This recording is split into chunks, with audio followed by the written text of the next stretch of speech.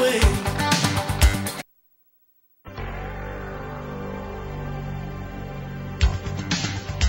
And now from Washington, the Inside Scoop. All the news the government does not want you to hear. Now, here's your host on the Inside Scoop, Mark Levine. Good afternoon, America. Welcome to the Inside Scoop, one of the few places where you can join in a live political debate, and we hope you will do that by calling in the toll-free number 888-488-MARK. I'm your host, Mark Levine. I used to work for the Democrats in Congress. My guest is Mike Lane. He's a Republican strategist. We're going to talk about the issues of the day. Three main topics today. One, of course, is election 2008. It's already begun, believe it or not, way early. I want to talk about the Scooter Libby trial. The jury is out on a very important verdict that I think will have ramifications far outside the Beltway. And the third and most surprising thing is really an inside scoop tonight. You know, it's my job to give you the news government doesn't want you to know. Well, I defer to Seymour Hersh of The New Yorker because he wrote an extraordinary article that is well-sourced. It's got more than 35 sources that says that the Bush administration is aiding Sunni Muslim extremists that are connected with Al-Qaeda. Yes, you heard it right. We are actually helping Al-Qaeda, the murderers of September 11th, to try to do some kind of balance of power thing against Iran. Pretty scary stuff. Mike Lane, welcome to the Inside Scoop. Now, you read the Seymour Hersh article, right? I did, yes. Okay. First of all, before we get to whether this is a silly policy or not, do you think it's a pretty fairly sourced article? Does it look like it's happening to you? I think Hersh probably has the gist of it right. I think he does too. We can find out, a stray detail here and there, but I think he's probably got the gist of it right. I think he does too. It rings true. Let me give my gist to the audience because Hersh, folks, you may remember, or you may not, but Hersh was one who was talking about the administration fixing the facts around the intelligence, cherry-picking intelligence. He wrote this back in 02, 03, before anyone else was. This is a guy who's got his sources, and he turned out to be 100% right. Now, what he says is this, that we are actively concerned about Iran because of the vacuum left by us taking out Saddam Hussein in Iraq. And so we're concerned about the Shiites in Iran and Hezbollah in Lebanon. So now we're helping Sunnis to fight the Shiites, and they have connections to Al-Qaeda. Mike, you can't support this policy. Mark, as you know, a very, very long, honored, and accurate phrase in strategic geopolitical relations is the enemy of my enemy is my friend. When you have a certain objective and you're looking around for allies to make that objective happy, sometimes you involve yourself with people you wouldn't otherwise normally involve yourself with. Particularly, let's take the case of Lebanon, where we're trying to destabilize and essentially depowerize Hezbollah. If the best ally we can find temporarily at the time is a Sunni group connected with Al-Qaeda, Al-Qaeda is a Sunni organization. Right. Now, a Sunni terrorist organization that killed 3,000 Americans. What exactly their ties are to Al-Qaeda? Al-Qaeda has become, as you know, very decentralized since 9/11 and since we overthrew the Taliban in Afghanistan. What exactly their relationship is to Al-Qaeda is not well known. It's not, but yes.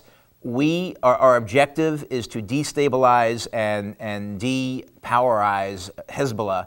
That is a more important thing at this particular point in time than whatever the organization we might be using to do that. And if there's a Sunni radical organization that can help us do that, the enemy of our enemy is our friend. Mike, let me suggest to you that the enemy of our enemy is also our enemy. Al-Qaeda is an enemy of the United States of America. Right. They attacked and killed 3,000 innocent American citizens. Right. Hezbollah, also an enemy of the United States. They're the ones who did the bombs in Beirut. They're tied with Ahmadinejad, the head of Iran, who not only denies the first Holocaust, but seems to want to create another. These are both awful, awful people. No question about that. They are both our enemies. They're enemies of each other. Now, the Shiite-Sunni Muslim rift has been going on for centuries. And as recently as the 1980s, about 1 million people died between Sunni Iraq fighting Shiite Iran. And about the only smart thing we did there was how little we aided both sides. We did aid both sides. Don Rumsfeld was there helping Saddam Hussein. Halliburton was giving him those chemical weapons that were used to kill the Kurds and others. Same time, Ronald Reagan was selling arms for hostages in Iran. Let me suggest to you, we are playing with fire. We're playing with fire and pouring gasoline on it. We have a long history of blowback in the United States. We helped Noriega, came out against us. We helped Marcos, came out against us. We helped Osama bin Laden. At the time when the Soviets invaded Afghanistan, we gave all this money to the Mujahideen in Afghanistan. They use our same weapons, our same knowledge against us. We are playing with fire. If Saudi Arabia wants to balance of power, or Israel wants to do it, or Iran, let them do it. Why should we put American troops and money in the middle of this ongoing civil war? Well, see, this is exactly what we're not doing, is we're not putting American troops into Lebanon. What we're doing is we are creating the conditions where Hezbollah now has a natural enemy, and we're creating resources and assets. According to the Hirsch article, they have an enemy. Saudi Arabia is their enemy. Israel's their enemy. They have other people in the region fighting that battle. Well, but they aren't going to do it. And we know they're not going to do it. The Saudis aren't going to do it? The Saudis are not going to march in. They got plenty of money. They're not going to march into Lebanon and start a war or start a conflict with Hezbollah. Well, what are we doing that the Saudis can't do themselves? They can pay it themselves. We don't know that the Saudis aren't helping fund this whole thing. I think they are funding this whole thing. Well, that's what Seymour Hersh seems to think. Okay, then. But why do they need us? Why do we always have to help all these terrorist groups all over the world? There's a reason why the entire world hates us. Because it's in our interest. I think it's fairly well accepted among Democrats and Republicans. It's in our interest for Hezbollah to be defeated and go away. I hate Hezbollah, but I also hate Al-Qaeda. Al-Qaeda killed 3,000 Americans. Come on, Mike. We don't know what the ties are to Al-Qaeda here. Look. Cheney is constantly claiming that Pelosi and others, by suggesting that we should bring our troops home, is somehow helping Al-Qaeda, helping the terrorists in some indirect way, emboldening them. Now he's actually giving them aid. He's giving them money. You make a point that it's not an easy game to play. I don't want to play at all. The rules are difficult. It's a very tenuous game. The objective is to have your puppet, essentially. Isn't it funny that has it ever worked for us? Isn't it funny that perhaps Al-Qaeda is becoming our puppet in a small theater such as Lebanon?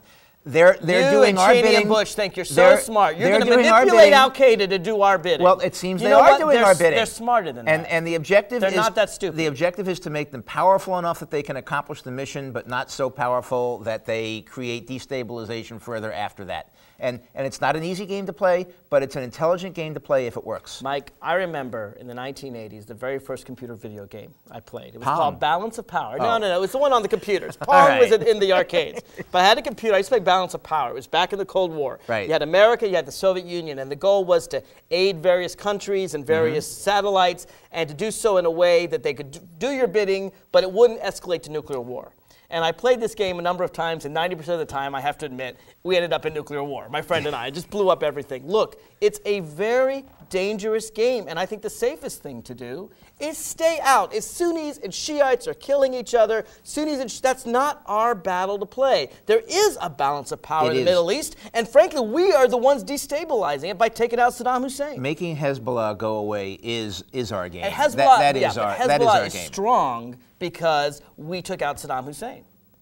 I mean, each event follows the other. Al-Qaeda is strong because we're fighting the Soviet Union. Hezbollah is strong because they spent 20 years preparing for the war that they fought with Israel, and no one was aware of how much preparation they had done. Israel can fight its own battles. They don't need us to fight their battles for them. I'm not saying they do need us to fight them for them. If anything, we asked Israel to leave Lebanon, which was a mistake. What we don't want is further destabilization of the region by having the counterbalance of the only elected democracy in the region go away. We need Israel there. You're right. We don't need to fight Israel's battles today, but we don't want to get in a position where Hezbollah has more power so that we have to fight Israel's battles tomorrow. You know what this reminds me, Mike? It reminds me of the guy that has a table and or a stool. It's got 3 legs, and one leg's a little off. So he cuts the other 2 legs to match that one, and then they're a little low. So then he cuts that leg, and then this one's a little low. It's a little uneven. We keep cutting legs until all the legs are gone. No, we can't fine-tune this. Mark. We can't give, $132 million here, and they'll be exactly equal.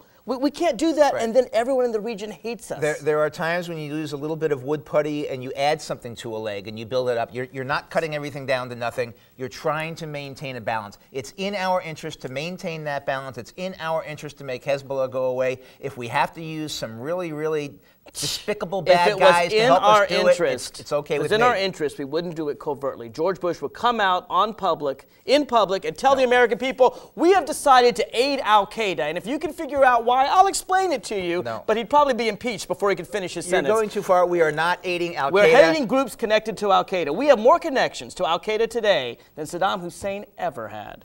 Well, let me go to the phones. I doubt Sarge that. from Mississippi, welcome to the Inside Scoop.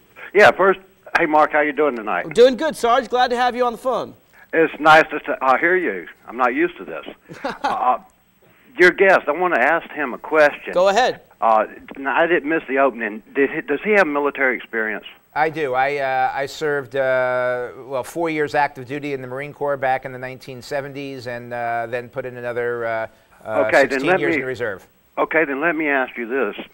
I served in 2 branches of the military, the Air Force and the Navy, and would you please explain to me how the Germans managed to upend their Baader-Meinhof gang? And then I'm going to tell you exactly how they did it, and I'm going to show you why your philosophy is so off the mark. Interesting that question, you ought to Sarge. be ashamed to even do you say know it. how the Germans find if they had a terrorist group called the Baader-Meinhof gang, and they aren't very powerful anymore? I don't know what they did. Do you know? I'm waiting for Sarge to help us. Sarge, tell us, please. How did Germany get rid of its terrorist problem? Okay, here's the way that happened. When I was over there, we got a threat that they were going to blow up stations, they were going to blow up C5, they were going to blow up this and that. The German authorities gave us the German people, direct information on how to spot these suspicious activities, how to pick these people out, not because they look this way or that. That's so full of crap that any child would know better than that. What they did was they educated the public. Everybody in Germany knew what they were looking for. When they came to this basis, we were able to thwart their attempts because we knew what we were looking for. So it was a defensive. In other words, it was Homeland Security. We played defense rather than offense. At least Germany played defense, and it worked. That's what you're saying, Sarge? Today the Baader-Meinhof has been gone for a good while. The leaders are just about to come up to get out, the few that's left, to get out, and they're elderly people, and they're not even harmful anymore. You do never hear about this terrorist group anymore, and I do know it was popular in the 80s and 70s. Maybe the answer is defense. That is how you fight terrorism. Rather than offense. Protect our ports, protect our planes, the Homeland Security bill the Democrats passed. Sarge, tell me, what were people looking for? What were the keys that they were supposed to be queuing in on? Okay, I'll give you a first-hand example from my experience, because I experienced it firsthand. We had a threat on the C5, and I was the guard on the C5 that day, specifically assigned to it because of my time in service and my experience. The national, the German national that was on the gate knew exactly what he was looking for. He saw these people. He saw how they were coming up onto the base and how they were trying to enter the gate. He immediately called them in and said, "I suspect I've got Baader-Meinhof." They came as soon as they heard Baader-Meinhof. They took out running. They tried to jump the fence to come over to the C5 I was at. We responded in kind, and we were standing there at that fence, eye to eye, looking at them. And when they saw that we wasn't going to play games with them, if they came over that fence, they were going down. So, Sarge, I assume what you had was really good intelligence in Germany. You knew that there was going to be an attack on this C5. It was going to be around this day, and that way you could intercept them. My point exactly. See, I have no problem with spending money on intelligence. Let's get people on the ground in there. But any right-winger to please tell me, how do you know an al-Qaeda member? Would you please tell me how an al-Qaeda member looks, how you know one's around you, how they act? Do you know any of that? No, because this government does not tell you that because they want you to stay scared.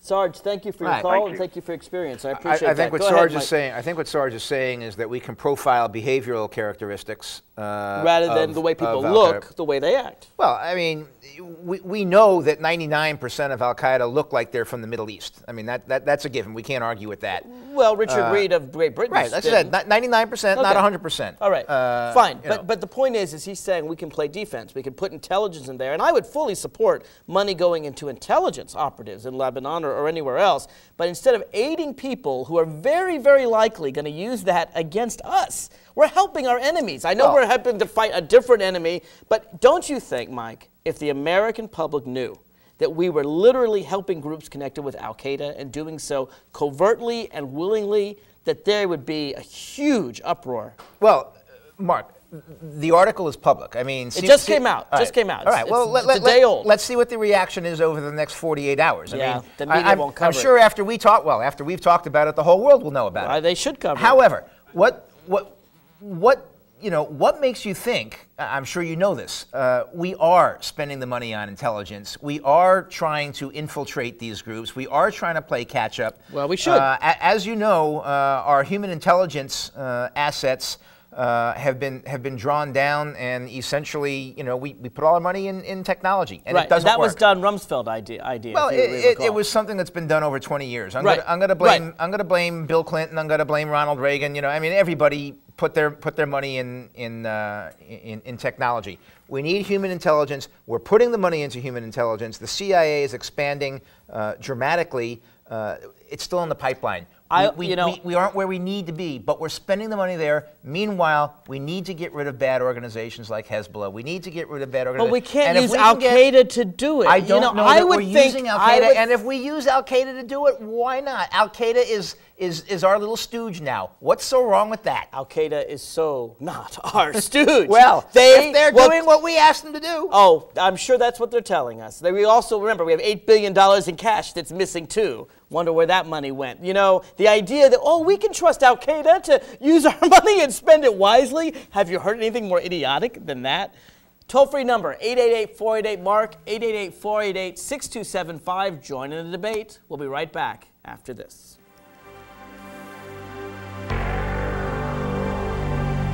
Some people in Fairfax County don't know what public access means. Some think it's just another channel on the dial. But it's much more than that. It's the voice of the people. People like you. Your neighbors, your friends, or your family. People who want to share ideas, opinions, cultures, lifestyles, art, sports, music, events, entertainment, history, science, beliefs. People who want to learn about television, producing, directing, cameras, audio, lighting, editing, or radio, talk, music. Whatever you think people should hear. Public access is the place where everyone has a voice. And it's the place where that voice gets heard. A place where you can create your own form of personal expression. So what do you want to say? Whatever it is, you can say it here. Because we're public access. For the people. By the people. It is about balancing our choices between the gray of the concrete jungle and the stunning beauty of the real one, between a stoic facade of granite and the fury of the canyon. It's why there's EarthShare, the simple way to find balance.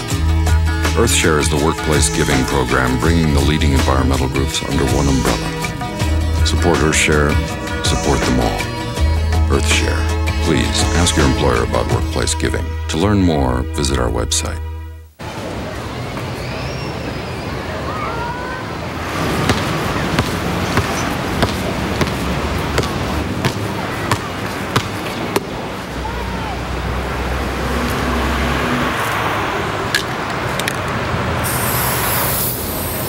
Thousands of kids in this country have everything it takes to go to college, except the money. The United Negro College Fund. A mind is a terrible thing to waste.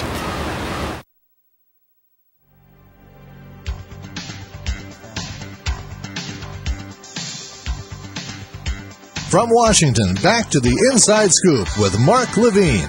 Welcome back to the Inside Scoop, live political talk. Feel free to join in the conversation, 888-488-6275. Did you ever think there would come a day when the administration would actually give aid to groups connected with Al-Qaeda? I mean, here, this is the administration that for the last 4 years has said 9/11, 9/11, 9/11, 9/11. Don't question what we do in Iraq, 9/11. Don't talk about bringing troops out, 9/11.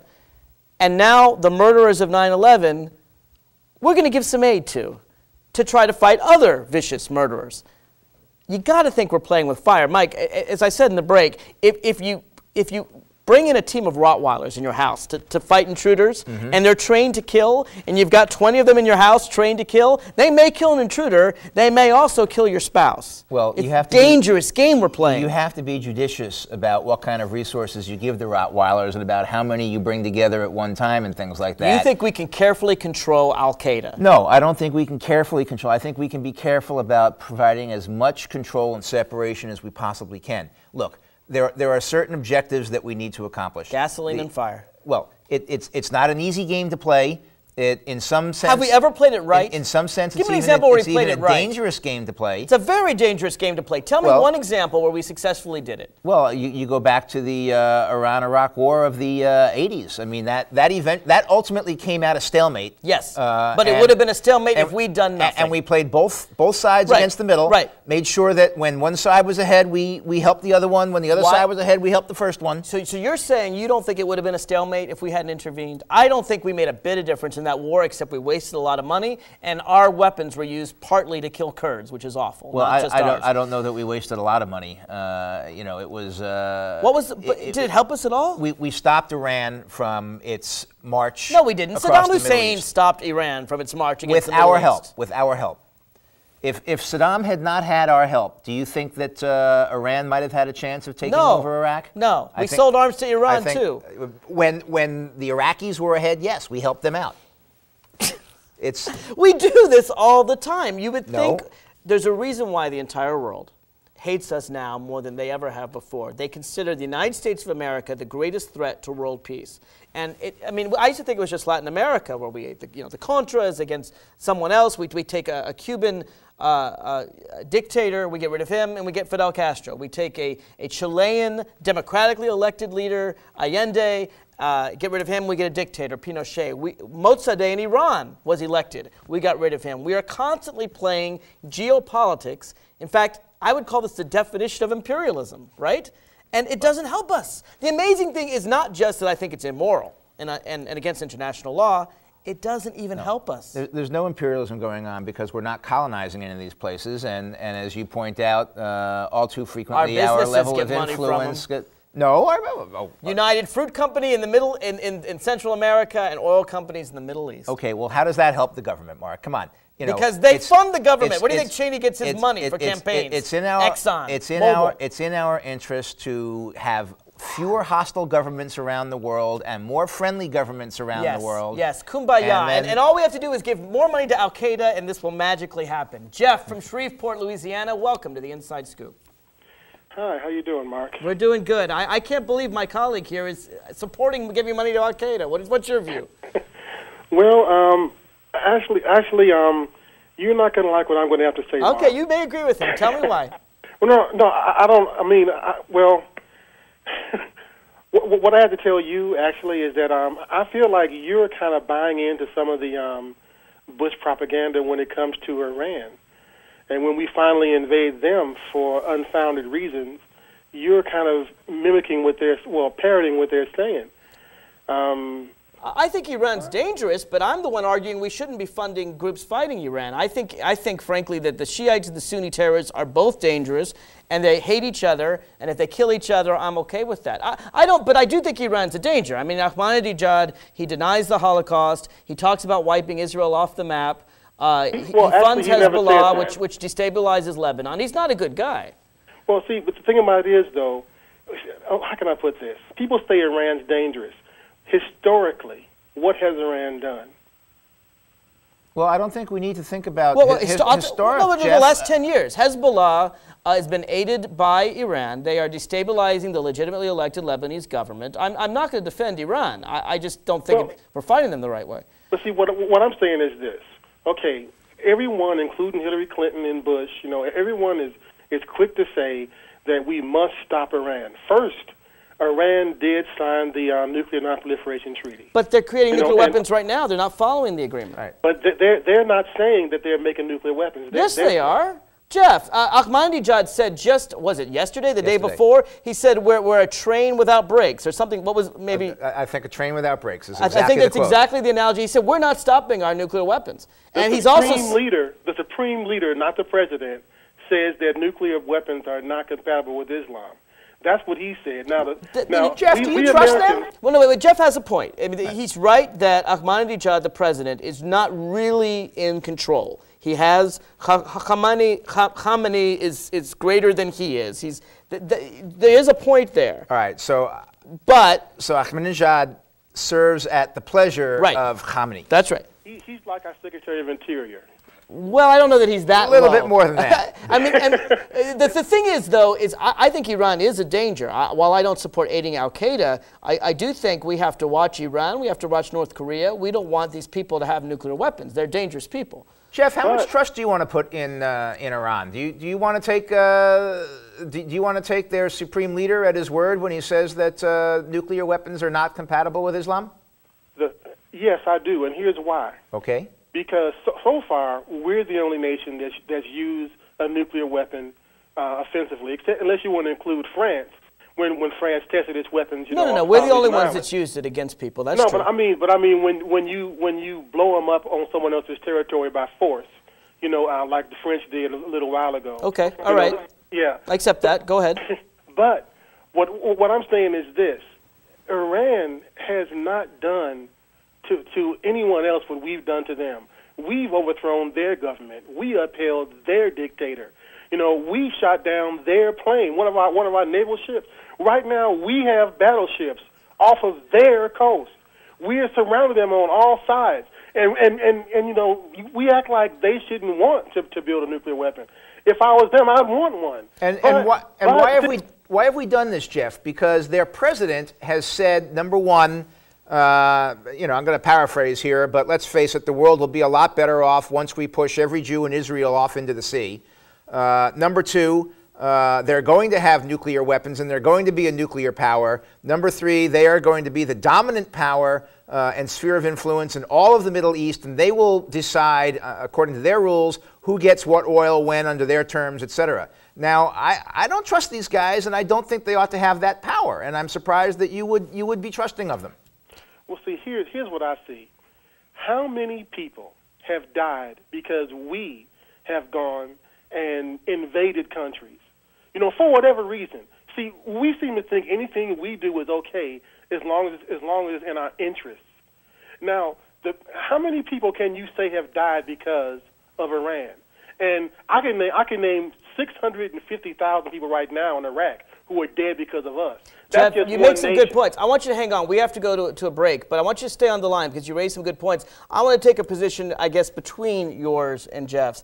I do think, though, Jeff makes some good points in understanding, at the very least, the Iranian mentality. We did support the Shah. We did teach him how to torture people. There is reasons why the people of Iran should mistrust us. We do have ships there in the Gulf. I would hope we could find a way out of this situation without the use of force. Let's come back. We'll come back with Jeff. We'll come back with Mike. If you want to call in as well, the toll-free number is 888-488-MARK. We'll be right back after this.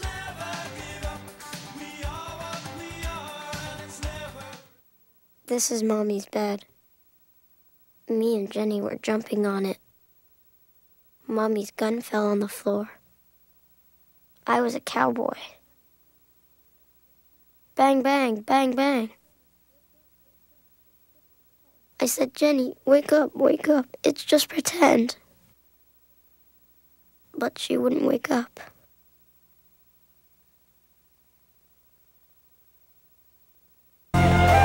If you give me a fish... If you give someone a fish... You feed them for a day. Teach someone to fish. You feed them for a lifetime. Give me a fish, and you'll feed me for a day. Teach me to fish, and you'll feed me for a lifetime. Through Volunteers of America, you can help change lives in your community.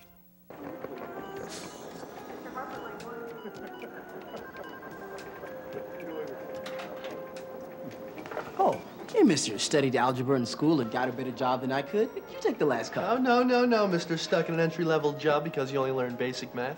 I don't have a boss riding my butt like you do, so you take it so you can get back to your desk. You know, I probably should, but maybe Miss AP Calculus with the $200 haircut in the big office upstairs would like a cup. Oh, no, Mr. What was your name again? Never mind, it doesn't matter. I'm too busy doing important things to care. I just came down for some sweet and start. You know, if my limited math abilities weren't keeping me from getting a better job, I'd quit this afternoon. I don't blame you. But thank goodness you're stuck here because we really need someone to make the coffee.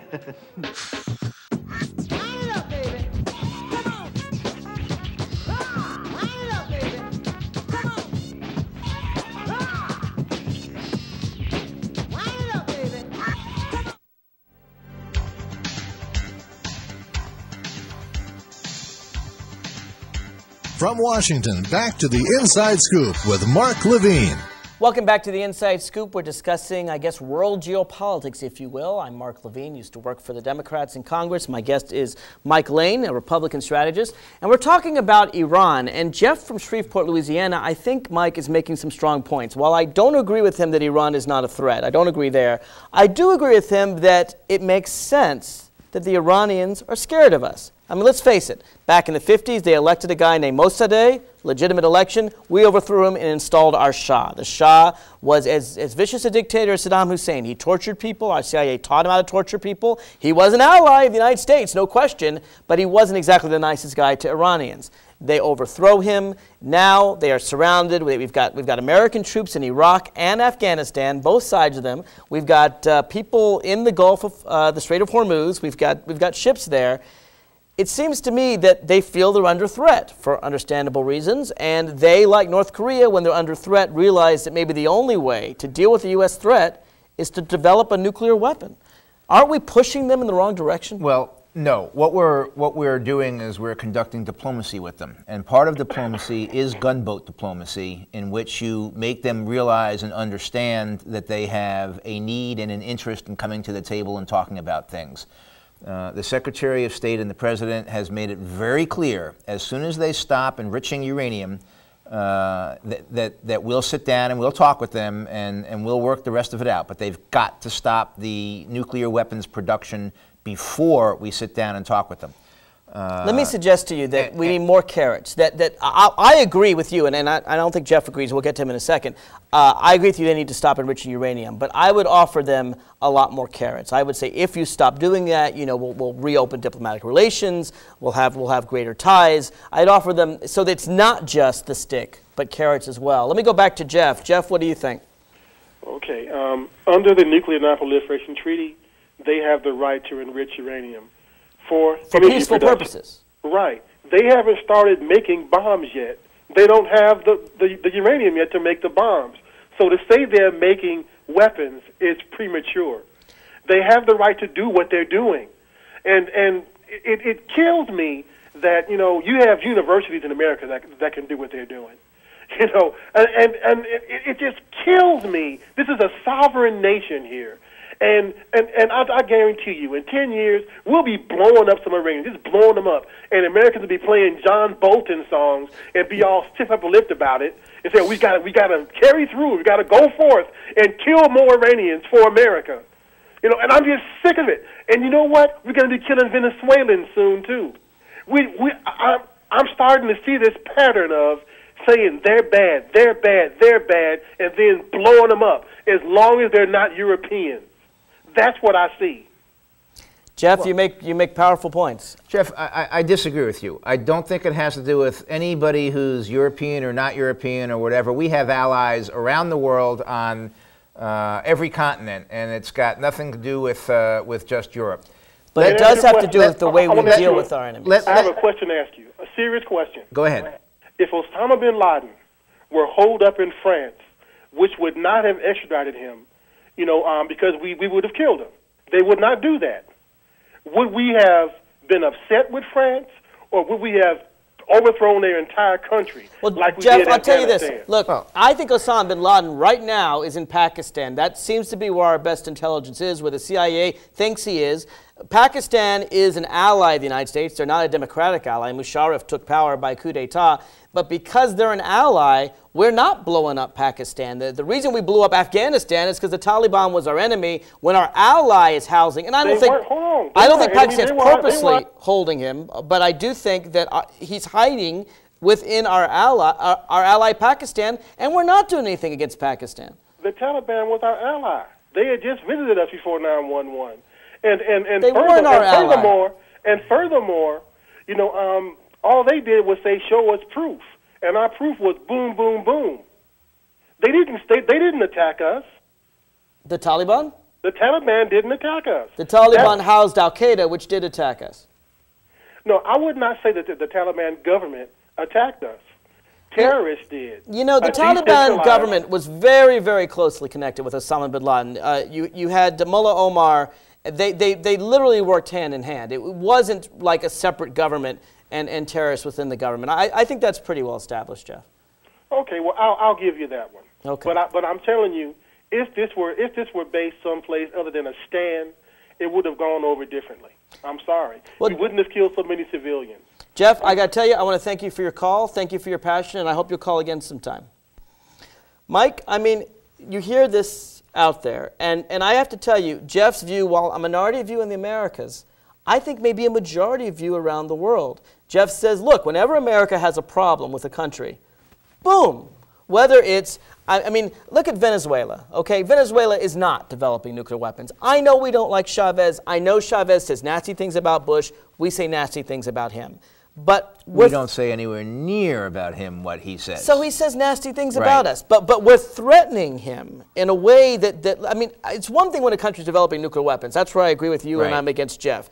But don't you think our rhetoric towards countries like Venezuela, frankly, countries like Castro, I don't like Fidel Castro. No. But it seems to me that Jeff has a point. Around the world, we are seen as always bullying our way rather than persuading our way. You know, we've been very benign about Castro since the fall of the Soviet Union.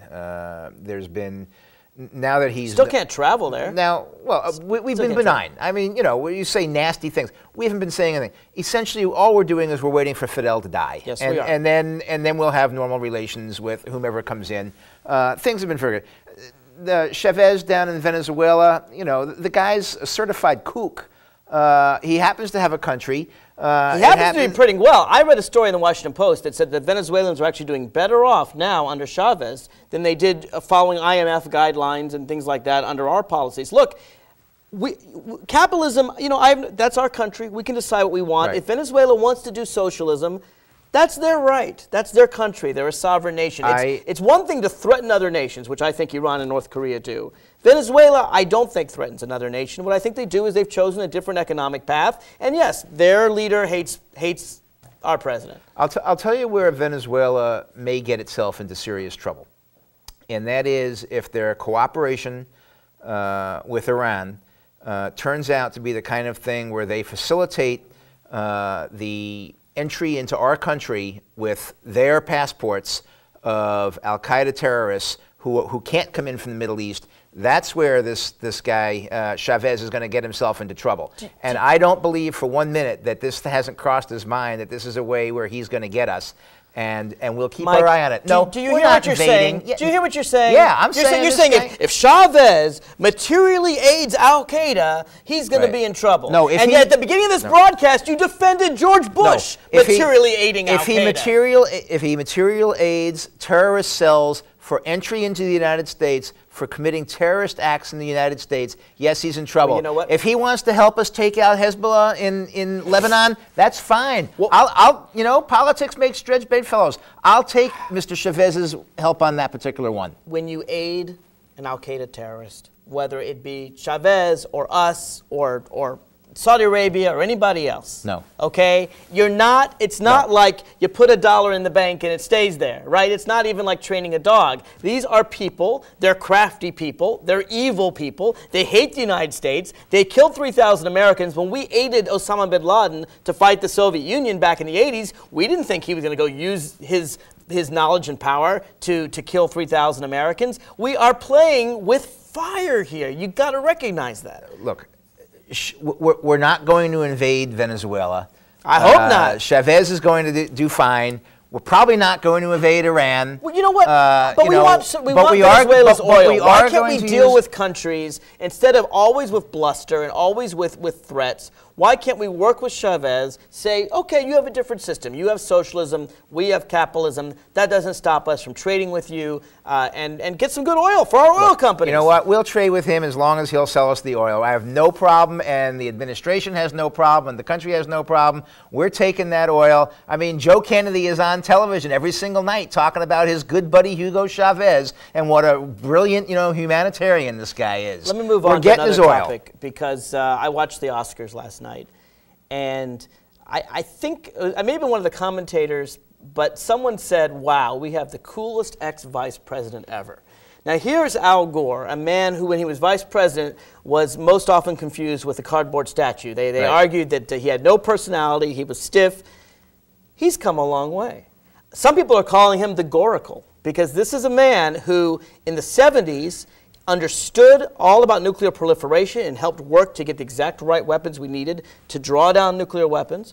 In the 80s, yes, he played a major role in helping make the internet the way it is today. He didn't create it, he didn't invent it, but you ask people who know about the internet, they'll tell you that Gore, more than any other politician, recognized how powerful the internet could be and gave the government support to make the internet the economic engine it is today. And now with global warming, he's the Goracle again. He's thinking ahead of the box. This is a far-sighted individual, and Al Gore, I'm pleading with you. Run, Al, run. We need a president like you. You're the only person who, if you were president of the United States, I could sit back and relax and know, even if I didn't agree with every decision you made, that you had the heart, you had the intelligence, and you were doing it for the right reasons. Run, Al, run. Al may indeed run. I hope he does. I'm voting for him. I'll endorse him if he does. You may get, if Senator Obama and Senator Clinton continue to shred each other the way they did last week. They didn't shred each other. We'll go there if you want. There's going to be an opening for somebody to come in, and I don't think it's going to be Bill Richardson. I think, Al Gore's positioning. You think he may run? I think Al Gore may run. I hope he does. I think he's got maybe a 20% chance at best. Well, what do you say the chances of him running? 20% is pretty high. What do you say the chances of him running? I think he's sitting there watching it, see if there's an opening, if Clinton and Obama shred each other again and again and again. Well, first of all, they're not shredding each other. I mean, it was a pretty vicious week last week. David Geffen mouthed off because Maureen Dowd pushed him. Maureen Dowd was like, don't you think, tell me something nasty about the Clintons. Tell me something nasty. And he fell for it? Well, what does he say? He says, all politicians lie, but the Clintons lie with a bit more ease than most, okay? Not the nicest thing in the world, not the worst thing anyone said. Right. Obama, you can't blame him at all. He stayed completely above the fray and said, hey, that's between Geffen and the Clintons. You certainly can't push him into this. In fact, I think Obama would be a great vice presidential choice. I actually think Obama didn't stay above the fray. He got into it when he answered it and all he said was, it's not my business. What he said was, gee, the Clintons didn't have any problem with Geffen when he was raising them $18 million. Right. Directly and getting he raised him $1 million. And then he said, and I don't know why, I should be listening to a campaign from somebody who has the support of 2 black state senators down in South Carolina who have endorsed Hillary because they think that I'm going to have a hard time winning because I'm black. Now, for him to play the race card that... Hold on. Obama didn't play the race card. The people who played the race card were those people in South Carolina who said Obama can't win because... No, they actually played the financial card was what they did. Whatever. They were getting paid off by the Clinton campaign. Obama, when told that there were people that said that he can't win because he's black, said, I've been told that my entire life. I can't do X because I'm black. I can't do Y because I'm black. I've always risen above it. To me, he's always stayed above the fray. Right. Always. But when we're talking about David Geffen, why did Obama take the South Carolina thing, which was totally unconnected, and insert it into his answer about what's going on with David Geffen? He played the race card. Oh, come on. That's what he did. I mean, here you have, John McCain flip-flopping wildly, hugging Jerry Falwell. I'm not going to defend John McCain. You have Giuliani, who has his history of failed marriages, the same time as Republicans talk about Bill Clinton. Well documented, I might add. They don't talk, very well documented. I think he gave a press conference to announce his separation before he told his wife. Oops. Well, oops. So, I'm sure he expected a press aide to inform her. Frankly, compared to, this little stuff, Geffen mouthed off. Come on.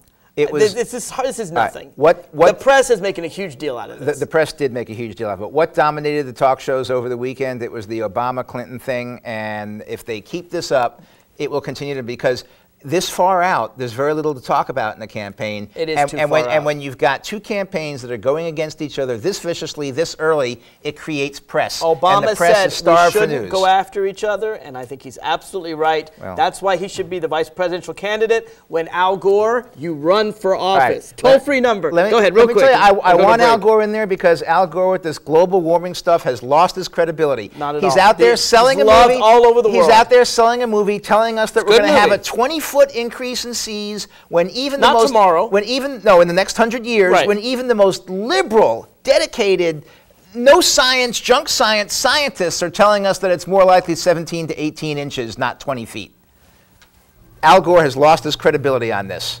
Look, I'm not a global warming scientist. He's a hysterical. But I have seen He's trying to the frighten ice people. flows in Antarctica crash to the ground. There is All right. no question. It's been happening that for global thousands of warming, years. No. There's no question that the last 2-3 years, in fact, last year, 2006 was the hottest year on record. You can't deny that global warming is working. It's already about a degree, in fact, more. So not quite a degree, and it's a natural occurrence in the historical cycle. It's a natural occurrence. Right Did you now, see An Inconvenient Truth? Right now, no, I didn't watch my. Why would I waste my money on that very propaganda? persuasive stuff. God, 888 watching Al 488 Gore? Mark. Oh, please. 888-488-6275.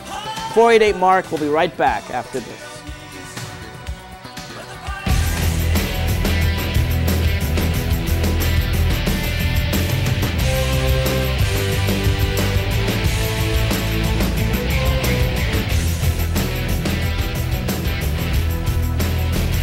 If you're concerned that we've become a nation whose policies are grounded in beliefs that are centered on a lie and embedded in BS, then don't miss Escape from Orwellia Nation, a talk show with regular citizens, not media spinmeisters. Uncle Sam wants you to watch, right here on Channel 10. In 2004, there were 203 million eligible voters in the United States. Of these, about 62 million voted for Bush, 59 million for Kerry, a little more than 1 million for other candidates, and nearly 81 million eligible voters didn't bother to vote at all, in essence voting for nobody. As it turned out, nobody won.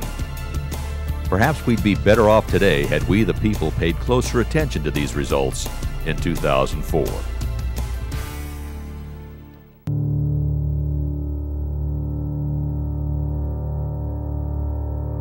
History has demonstrated that violence only begets greater violence. And injustice only begets greater injustice. This is not the tradition of our great nation. This is not how we want the United States to be known around the world.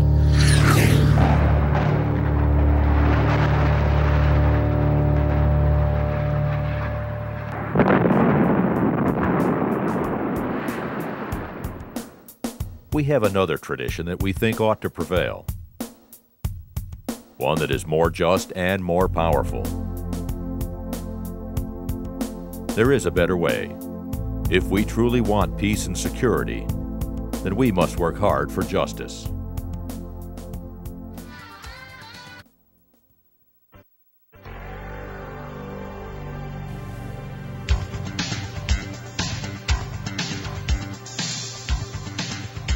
From Washington, back to the Inside Scoop with Mark Levine.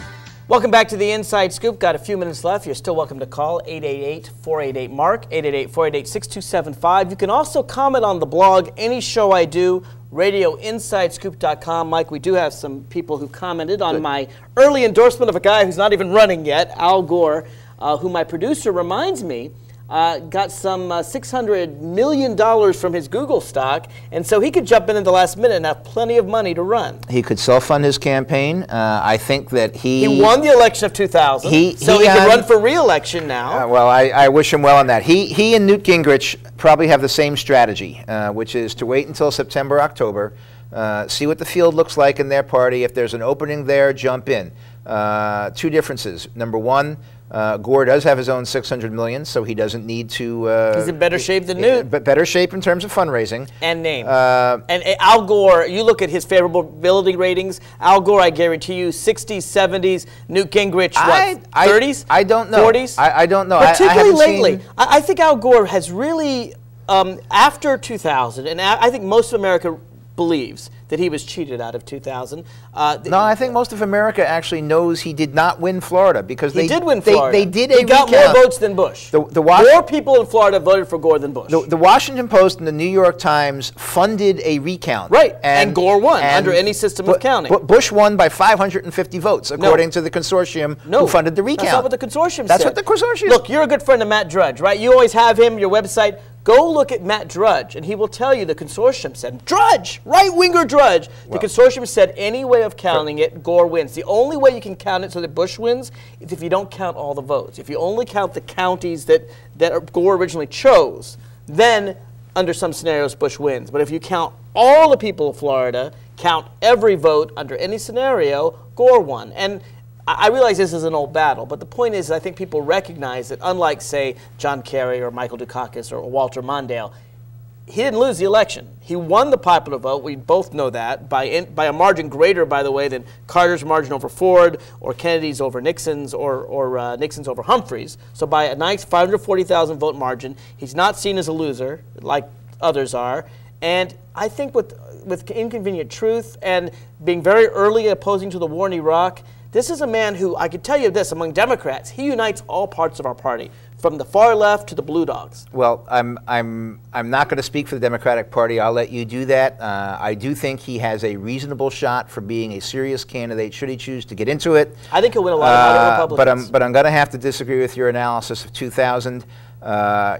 Yes, maybe he won the overall popular vote, but and Mark, the vote in Florida. You and I both learned in third grade civics, which is that the popular vote doesn't count for anything. It's the Electoral College, That's right. And he didn't win that. He didn't win the Electoral College, but he did win the majority of people's votes in Florida. I can't help it if the Supreme Court refuses to obey democracy. I can't help it if you have to revise history. It's all on my website, folks. Read it for yourselves. Read Matt Drudge. Let me go to my listeners because they agree with me. Skip writes, Mark, don't worry, I'm another beggar. Because I talked about I'm begging and Here praying we for Al go, Gore. another Al Gore guy. However, I'll hold out on the VP until I learn more about Obama and the others. How about Wes Clark for VP? He certainly has the credentials to handle this Iraq mess. Skip, I love Wesley Clark. I endorsed Wesley Clark 4 years ago. Skip's been around a long time. Right. I'd be very happy to have Wesley Clark as vice president or presidential candidate. This is a guy who fought a war in Bosnia, a civil war, ethnic cleansing, exactly what's going on in Iraq, as Supreme Allied Commander of NATO. And how many American lives did we lose? 0. You can make your own decisions in your party, Mark, but I'm going to handicap this and tell you that Wes Clark has less of a chance of being VP than Al Gore does of being president. Well, I agree. I think he's out of the mix. I agree that people aren't thinking about Wes Clark, but just as a guy, I agree with Skip. I think he'd be a great president. Politically, he's not as good, frankly, as a politician, but I think he'd be a great president or vice president.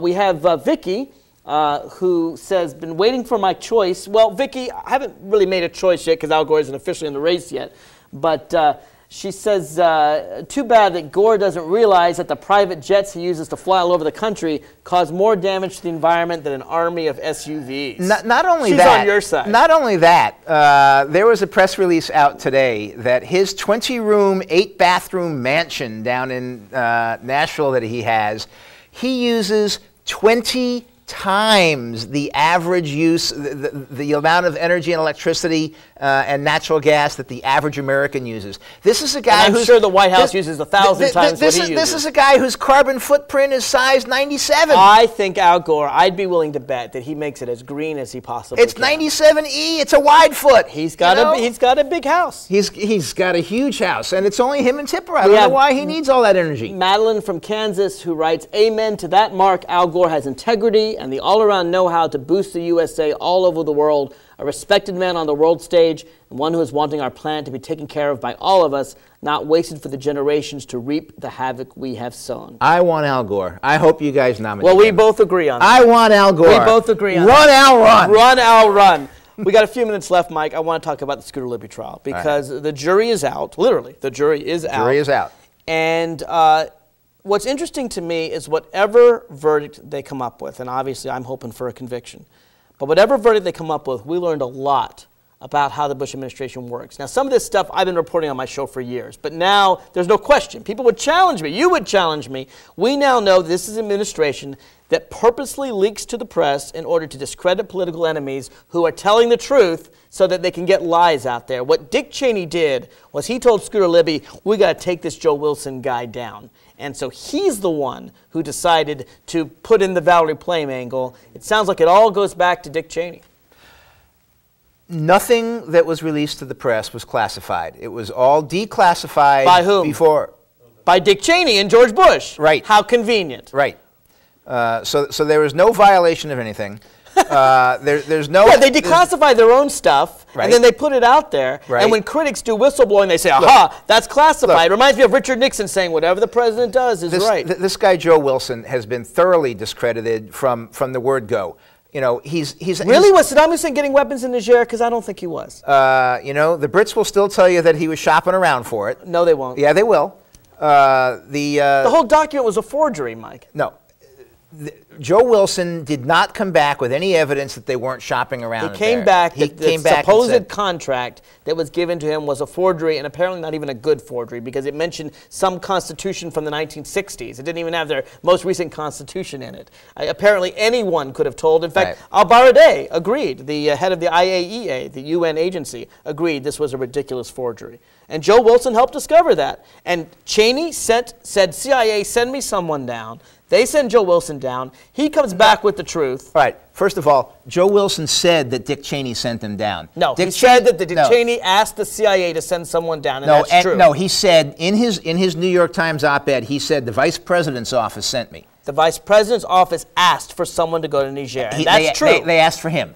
Who cares? They asked because he's flat out fabricating the facts. Fabricating the facts. Dick Cheney didn't know anything about Joe Wilson's trip until he came back. Sure he did, until he came back from Niger, because he informed the CIA. The CIA. Well, then why is Joe Wilson saying that Dick Cheney sent me? Why is Dick Cheney willing to out a CIA agent? There was no CIA agent that was outed. Valerie Plame Wilson. Valerie Plame was not in a covert situation. She had not been in a covert situation for 5 years. Let me ask you this. She didn't meet the test of being a covert Mike, is perjury agent. a serious crime or isn't it? You tell me, or should we ask Bill Clinton? Well, that's exactly my point. Apparently, your party believes that if you lie under oath about whether you've cheated on your wife, that's enough to impeach a president. But if you lie under oath about whether you're covering up for outing a CIA agent in order to get your political enemies, that's not as serious as adultery. First of all, we don't have a conviction. So to say that anybody committed perjury in this particular case... Should he be tried for it? Well... I think so. Let's find out. Let's find out what's going on. But perjury is a serious crime, isn't it? Are you going to say only if he's convicted it's not serious? No. Perjury is a serious crime. All right. But you're not guilty of perjury until you're found guilty of perjury. That's true. And they were very careful to remove from the jury anyone who trusted Dick Cheney, which was apparently 90% of the jury pool said we can't trust Dick Cheney, and they're thrown out. I mean, you know what the jury pool is. The District of Columbia is a very democratic city. Yes, it is. It's a very African-American city. Apparently there's 2 African-Americans on the jury. I think they kicked out all the Democrats and tried to put... That's a fairly serious accusation. I do think that. There are rules. You can't just object to somebody because they happen to be a Democrat. They said you can't go on the stand if you don't believe Dick Cheney, and then, lo and behold, Dick Cheney never testified. Very interesting. I'm afraid it's all the time we have, Mike. You know, I don't read anything into who testifies and doesn't testify. I'm going to have to end it trial. there. I want to see Scooter Libby go down because it will protect the American people from this kind of action. This is all for the Inside Scoop. Mark Levine signing off.